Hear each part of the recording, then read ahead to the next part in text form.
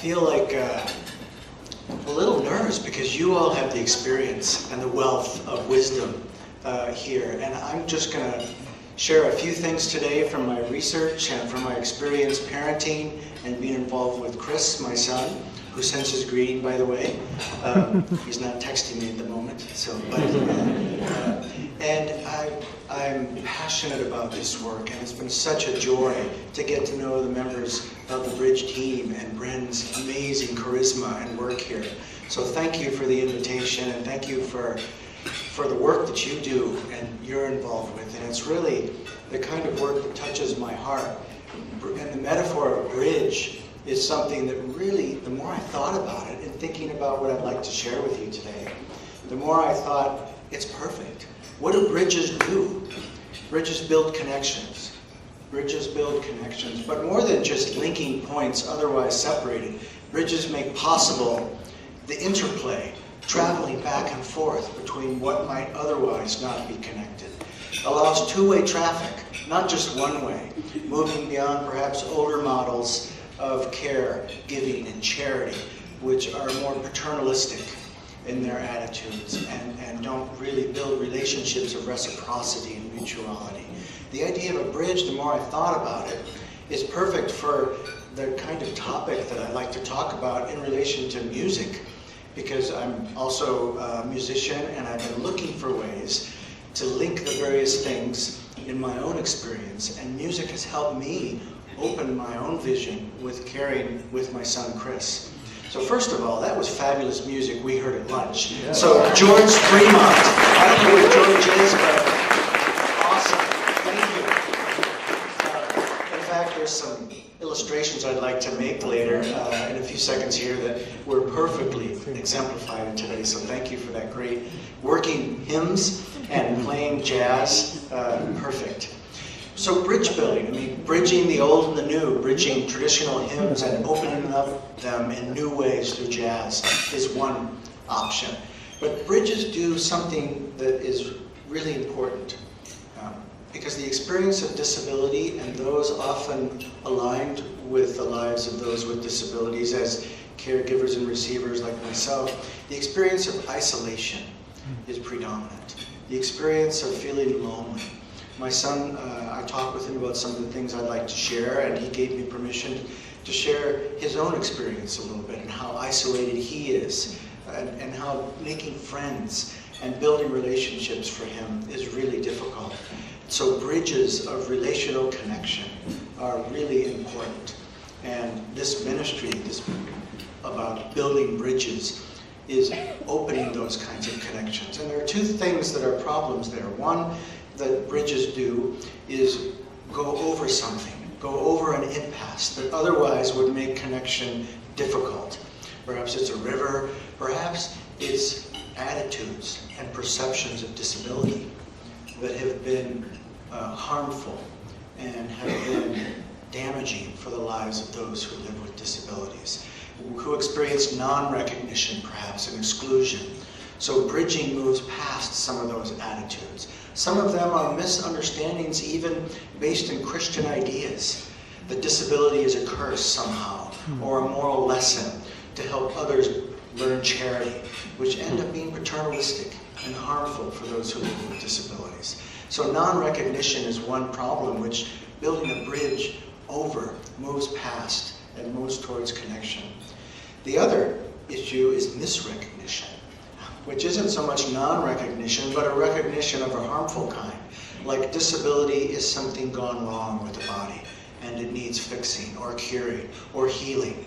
I had a good friend who was brought up before a church and made a spectacle and prayed for healing. And when the healing didn't happen, it was labeled my friend's fault because she didn't have enough faith. That kind of misrecognition still goes on in faith communities, and building bridges to overcome those kinds of distortions that misrecognize that disability is a way of being in the world and that all people are created in the image of God and worthy of love, loved into being by God. There's the misrecognition too that somehow disability requires a negative expectation in faith communities.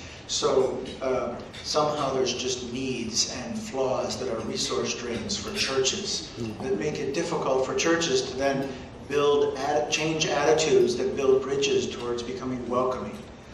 Those kinds of, and we could go on, and I'm sure you could name more on the list of misrecognition. But building bridges helps move past that, the misrecognition. And as a result, moves in ways that help to counter the loneliness and isolation that often lives of those with disabilities entail. I myself live with depression, and I've been told multiple times, depression's a choice. And that's harmful, that's a misrecognition. Or if I just had enough faith, I would have joy in my life. Well, actually, there's a book called Lamentation. Learning to recover too. And it opens up different possibilities and ways of being beyond simply functioning as the projection of other people that want disability or mental illness simply to go away and not be present because of it being a flaw or somehow something gone wrong. So bridges are important, in fact, crucial. And the word that bridges starts to build in mind is building community. And the term community is often used, in fact, community of those engaged together, a community here today. Community as places of recognition, genuine recognition, and healing connection between people, of bridging between people, and building relationships of mutuality, trust, companionship, reciprocity, all those kinds of words that go along with that. In fact, I read in the Apostle Paul, and I thought I would put together a composite picture of the Apostle Paul's image of what church as community might be, which is a real challenge, and I'm throwing together about 7 scriptural verses. If you're interested in the verses, I'll get them later. I won't just sort of recite them to those shirk here for boredom after lunch. But here's a picture of the church as Paul talks about it, as a community of people together. A community created where as an entryway into God's love radiating through the lives of all participants. A household or family of God where people have the same care for one another as Christ and bear one another's burdens. Where dividing walls based in human ordinances like ableism and the normal, which somehow raises certain bodies up as normative and deems others problematic. Moving beyond dividing walls based in human ordinances are abolished, and gifts are received and given from all members of the body, and especially by some who by society's standards might be deemed weaker. Scare quotes around that, because often the foolish and the weak are projections of those who really are based on ableist understandings of what makes for a true, healthy, good life. But what really does make for a true, healthy, good life? There's a number of theological resources, but Paul's picture here challenges faith communities to think about what they're doing beyond the common play. In fact, beyond what society dictates as normal, the efficient, productive, autonomous, independent, and the list can go on, body. In order to sort of unpack this and talk a little further, I think community needs to be nuanced a little bit, the word community, because often when people hear the word community, I don't know about you, but I think of policies, programs, stuff that floats up there in the abstract. I don't know, does that sort of ring a bell? Community is more than just this. It's the relationships that make a community what it is. And so today I want to highlight one word and underscore it like 17 times. Relation.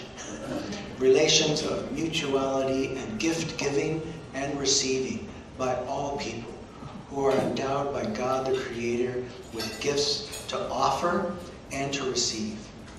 So that's in a nutshell. I'm going to bring the music thing in here in a second. But in a nutshell, it's the relationships that make community. Communal efforts like inclusion, like welcoming, like belonging, are hollow without being rooted in relationships that bridge, that join hearts and bodies together in common purpose and ways of being. So community doesn't float above there. It's you and me. It's you and me here right now. As members of the household of God, Paul's image of what church is, relationships then build links between persons, and all members have gifts to share, and all members vary and differ in that. There is no uniform program or universal design that accommodates everyone in the same way, including disability. There is no one strategy. It is not such or recipe, a single recipe for building communities of inclusion and welcoming and belonging. It's the relationships that do it. One relationship at a time. One relationship at a time. Difference brings varied ways of being, and all bodies are different. So it's a matter of recognizing this and opening into the relationships. Now, what this brings to mind for me is music. Okay, I'm a jazz musician. I'm not going to try to convert you into jazz, even though I hope the music at lunch went a long way towards that. But there's something, a definition of beauty that I particularly like by philosopher Alfred North Whitehead, who called beauty a harmony of contrasts. And that's a great way of thinking about community. It's not contrast, not as a negative thing, but an opening into how differences share relationships in a way of being together, in a harmony of ways, and in relationship with each other. And I'd like to play on that in a couple of different ways today. Two ways. One, to highlight how this means creativity and openness. And secondly, how it involves vulnerability. And then maybe we could talk afterwards and engage each other a little bit. And I want to use music a little bit as an illustration. Cultivating creative, so the first point is creative openness. Cultivating creative openness and the ability to adapt and improvise is going to be crucial in the forming of communities based on what I read from Paul earlier. Adapting and improvising moves a long way away from this is our community, this is how it's always been done, or these are our resources and we use them in this and that ways. It opens to multiplicity in a way that simple programs and strategies won't. Improvising then becomes key way of risking new possibilities, new and potentially unsettling bridges that invite newness, that unsettle or even disrupt. One of the stories that I tell, and that Chris likes to tell too, is the story of one of the accompanying diagnoses is Tourette's syndrome. And so in church services, and I have experiences where we've been excluded from churches, as when he was younger. But in one particular faith community, a Presbyterian church, in Green Bay actually, where we lived for a while, I know it's bad to admit that I'm a Packer fan, but I'm a Seattle fan too. But this church recognized that his outbursts in church were ways that actually he was participating. He made noises, and it wasn't a disturbing distraction that needed to be shunned and moved away. These people recognized it as Chris's way of being. They adapted and improvised to welcome a different way of participating in worship. I'm sure there are multiple stories you have of this, but it's a beautiful one about how recognizing differently instead of misrecognizing or simple non-recognition can open up a sense of belonging in somebody. And Chris always remembers the stories about how people came up to him and brought him into the service and appreciated his way of worshiping. Even though he pronounces himself an atheist today, that experience was one that he felt genuine welcome. That's just one example about how openness and being adapting and improvising is a kind of art. I like the word artistry here because art is always flexible, it's always moving, but it's building from something. And there's a well-worn tradition of Christian heritage to draw from. Communities of openness, L'Arche being one example, monastic communities being other examples, Bridge here being another example of good work being done on the basis of God's love for all people and transforming communities in this way. So it's the art of building from something but adapting to new experiences and novelty, which opens up relationships. The jazz of this, for me, involves three things: this adapting and improvising. And I'm already using one word, improvising, that's part of it. And the first thing is that the relational sense of community is always ongoing. It's never fixed. I remember speaking at a church one time who was celebrating its accessibility. And they had just finished a ramp. But most of the members couldn't hear the talk because there weren't hearing assistant devices. And I thought, the irony of that, celebrating one, I mean, I didn't name that publicly, but afterwards I asked the ministry, you know, this might be something you think about, because accommodation here isn't just a one-time achievement, it's ongoing and constantly renegotiated, which is why I like to think of access as not a simple achievement, but a pathway to participation. And it's a bridge. A bridge is a pathway. Access is more than just doing one thing and then checking it off the list so no other resources are bothered. It's about building a pathway to participation.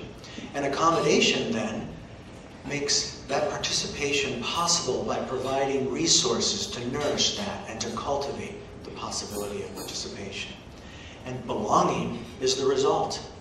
Belonging is a great word because it has the word long in there. And it's as if the person who belongs is missed when absent. They're longed for when not there.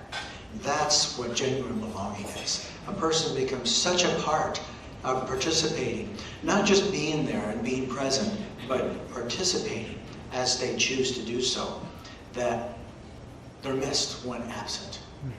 So for me, access, accommodation, and belonging are all part of this ongoing dynamic process of openness. In fact, church communities are stories in the making, always negotiating change in different kinds of ways. And stories in the making sometimes involve tensions and then involve reconciliations. And that's like the character of music. Music involves tension and release, musical scholars say, or resolution and tension. Like, I'll just give an example here of what might bother you if I go like this. Is that okay? Or some people are, There's this automatic sense in musical compositions that tension is created where the listener then longs and anticipates for a resolution. Like if I play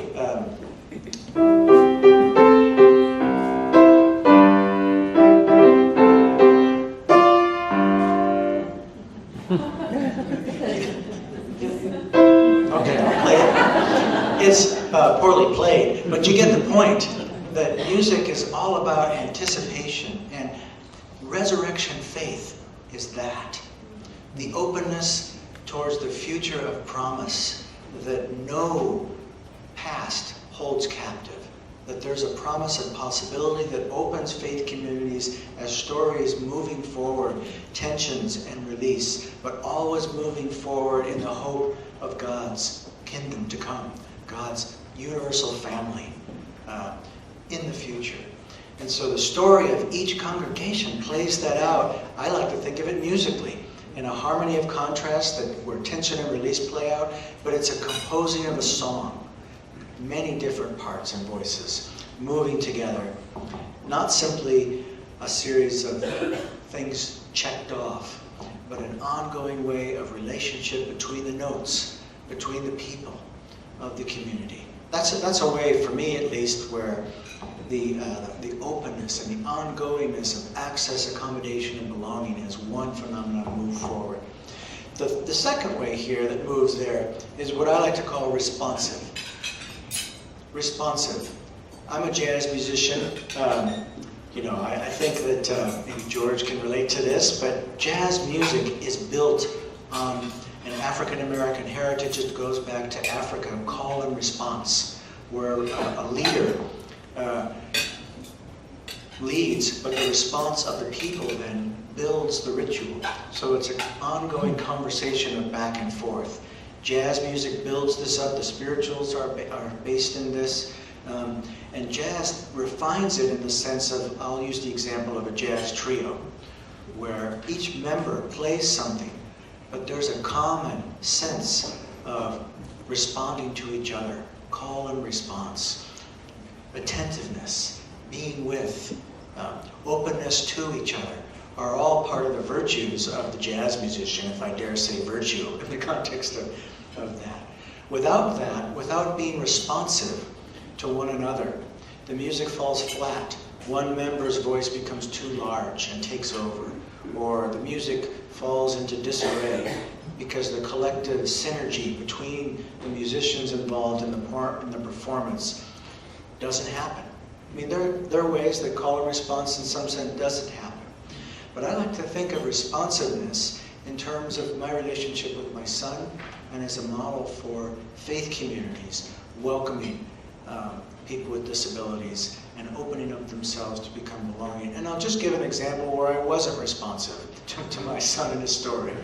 I, the parent, sometimes pretend that I know the best. That never happens to any of you parents. Because parents always know better. Well, actually not. And being in relationship, my son is a call to me, my teacher, in fact, in certain ways, who corrects me. And I was on the phone recently because he just moved into a semi-independent facility, and I was having trouble with the cable and internet service. And in that conversation, I was getting increasingly agitated because they were going to penalize me for canceling the service, and I was trying to do it for Chris. How often doing for others is the model, instead of doing with and being with. And here was an example of the parent me doing for. And Chris looked at me and said, "Dad, give me the phone." And I was increasingly frustrated. I said, "Let me talk to your supervisor, you know." He took the phone. I was stunned. He negotiated in a way that was so hospitable, gentle, and he worked the whole thing out, and I was practically in tears, just marveling at the way I was just assuming that I needed to do it for him. And in fact, he showed me that actually he could do it a lot better than I can. And there's an example where the call that is my son wasn't responded to. I wasn't paying attention. And there are other ways. In fact, I remember one time growing up several years ago, he said, "Dad, can we just go at my pace, please?" Oh, sorry. You know, I had a list and agenda, but wasn't responsive to his cadence, his rhythm, his way of thinking about the world. And a strategy in call and response, I mean, you can see the metaphor working out here. Listening. Listening becomes a key. There's a theologian I like, Dietrich Bonhoeffer, who once said, "We first have to listen with the ears of God to speak the word of God." That's difficult for me as a professor, right? I'm always blabbing about one thing or another. But to listen with the ears of God, for the presence of God at work already. What's calling me? How is Chris calling me? And am I listening? Or am I loud with my own words and my own agendas? And the question I would ask, are our faith communities loud with their own agendas instead of listening and seeing what's happening there? Is the call already there, but it's being missed somehow because attention is distracted by pre-planned programs and agendas that miss the relational invitation? So the responsive piece is key, and it builds on the jazz metaphor, and it builds on something that's based in the Hebrew scriptures, the prophetic call, where God calls out, "Where are you?" And the prophets answer, "Here I am." Is God calling faith communities, saying, "Where are you?" And in what particular ways and in what particular relationships is that call coming through? And am I being responsive? That's a question Chris has to help me with. No, many, many times. So the third piece here is already implied, and it's the word imagination. So the ongoing and dynamic, and then responsive and imaginative, because there's no way outside the imagination to do this. Thinking creatively together, using the imagination. What does the imagination do? But build bridges, make things, putting familiar and unfamiliar together, building strategies, forming possibilities where there previously might have been none. Creating community is an ongoing work, and the imagination is key. And improvisation is a part of that. One of the things that is key here is hope. Without hope, the imagination can become stifled and held captive to a broken past. But in hope, possibilities are opened out for imagining things differently, imagining hymns differently, building stuff out of old songs. In fact, it's no accident that the author of Isaiah says, "Sing a new song unto the Lord." A new song built out of past histories, but in new ways, because this is a day of hope. A new day is coming. And jazz is a great example of that, moving out of the racist and poverty-stricken cauldron of oppression in urban America. Jazz has a vitality to it, as if to resist, as if to imagine things differently and inhabit the world musically in different ways. For me, that's Christian faith, to inhabit the world differently and open up into new possibilities. But this entails vulnerability, the possibility of error. And so I'd like to conclude with just underscoring vulnerability in this whole process. The possibility of making mistakes. Well, I've already given an example of where I made a mistake with Chris, but then it moved into a new possibility in our relationship. Making mistakes is all part of it, because moving forward ongoingly is ambiguous. There's the risk of the unknown, disruptions, and even failure. The possibility of failure is there. And that's hard for Christian communities, I think, because of the call to perfection. That somehow we have to do it right. And if it's done wrong, then first of all, we're exposed as having been flawed.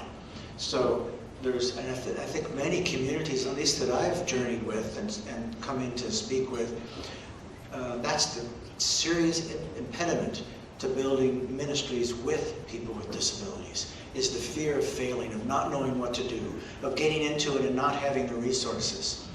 But without risking, the fear takes over, and refusing vulnerability in this way shuts down possibilities of being creative, becoming rigid, controlling, managing things, then take over. And we only have to look at contemporary politics to see fear alive and well. But in this case, in terms of ministries with people with disabilities, and I like with rather than for or to, it's all about the prepositions, right? And the with becomes completely pushed away and erased.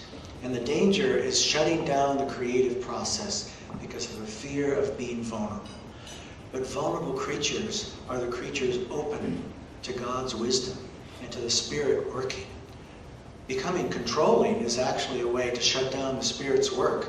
And there are ways in the jazz phenomena where, controlling and becoming rigid loses the whole innovative, ongoing call and response.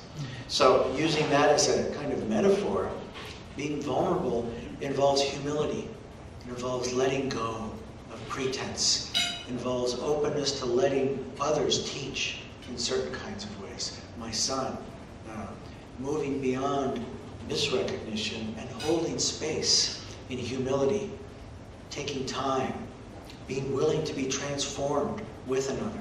Because failure, at least within the purview of hope, can be a way of moving forward into future possibilities of transformation.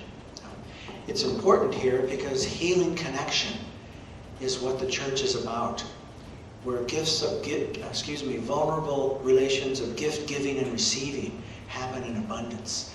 Where two or more are gathered, and where two or more are gathered, transformation can happen because the Spirit works. Vulnerability becomes, in this way, a way of opening into being in the image of God in Christ. Controlling and fear-based management and anxiety taking over it is a way to lose that.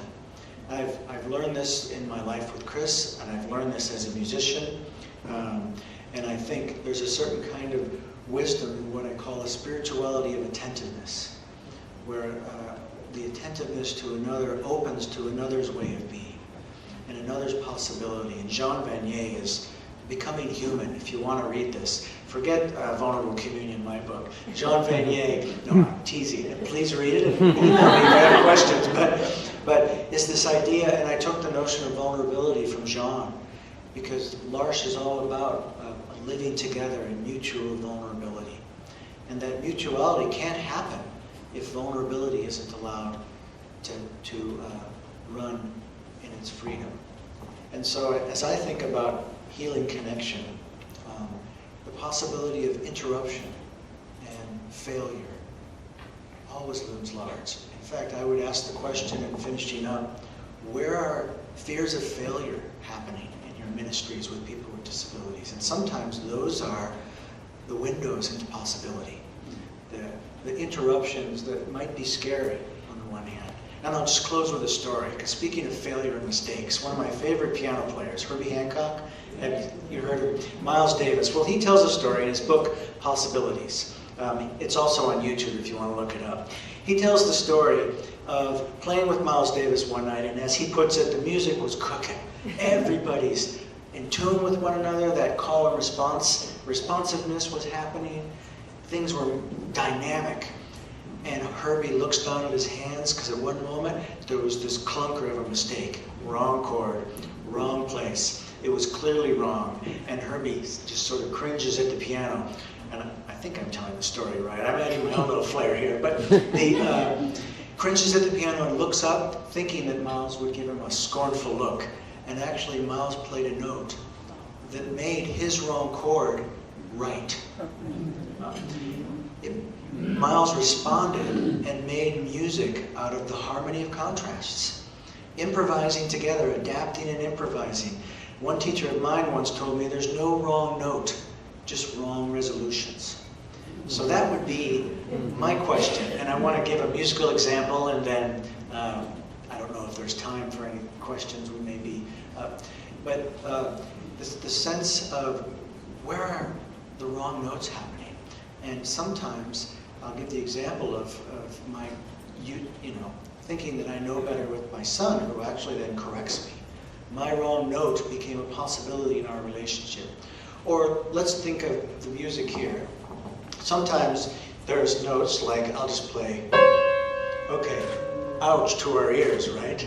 But let's think about context. Let's think about making music out of it, responding to it, and suddenly, okay, I'll find it.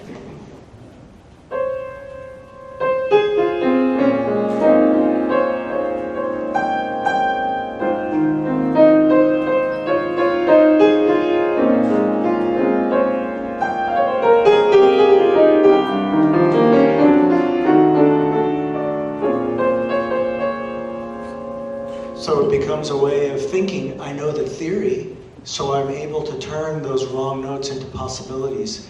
And Miles obviously did that. And sometimes it's a great musical exercise to sit and go, and then,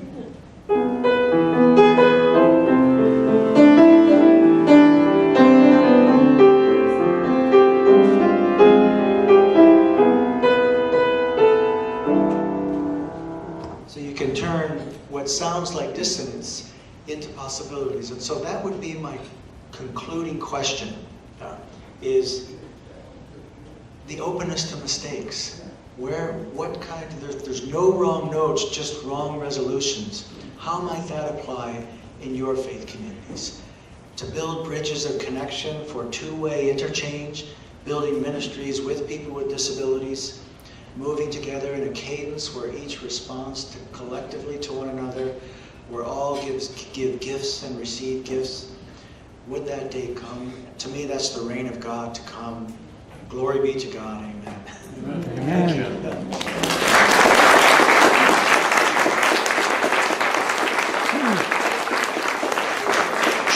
Should we move on and then come back, or I turn to Randy? Yeah, we can be in dialogue quickly if anybody would like.